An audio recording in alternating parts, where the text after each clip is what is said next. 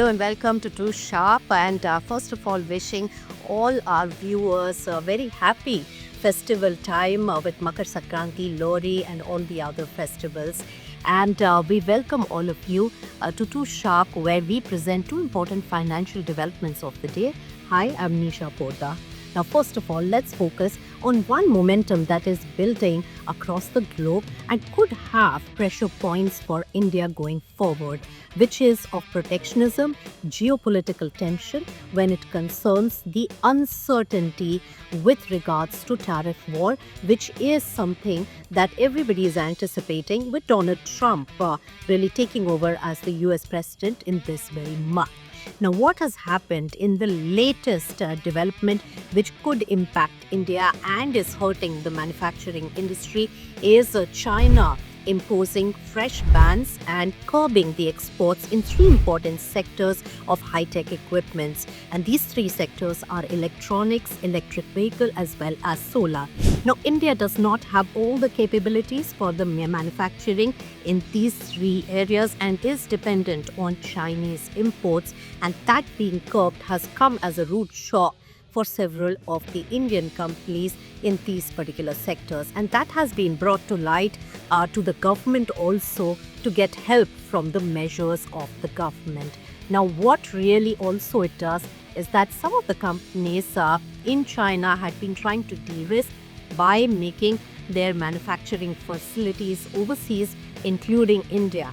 They stand to be hurt also, and also the friction between these companies and Chinese government because of their stance on curbed exports to India could be something to be watched out for. And on the flip side, Indian manufacturers who have been dependent on the Chinese imports, and on the other hand, several of them with JV partners from China are the ones who stand to be hurt.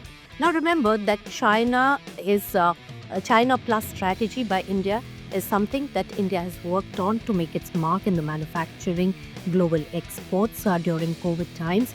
And that momentum carries on. And add to that the PLI scheme also, which has seen a big success very recently, with Apple reaching 1 lakh crore rupees in iPhone exports from India in 2024. And the bigger aspect to also remember here is the thrust to local manufacturing, where the local value addition of these iPhones increased to 15 to 20%, and the domestic production surged nearly 46%. So we've already got some success when it comes to the PLI scheme and the government backing the Indian companies when it comes to self-reliance in manufacturing. But there are certain critical capabilities that we are still dependent on Chinese companies for, and that's where an export curb is going to hurt the Indian industry. So that needs to be watched out for. And of course, the tariff war, which could be seen with Donald Trump taking over as the US president, needs to be closely watched out for, not just between US and China, but even how India gets impacted in the larger scheme of things. Now let's talk about the market today. There was a strong recovery in several pockets of the market. In fact, there was across the board recovery that was seen, and the mid-cap universe, which was the worst hit because of the carnage that we saw yesterday, that saw good amount of buying momentum also. Market strength was on the positive side, and several pockets did really take part in bringing that market back and bouncing back of the market today.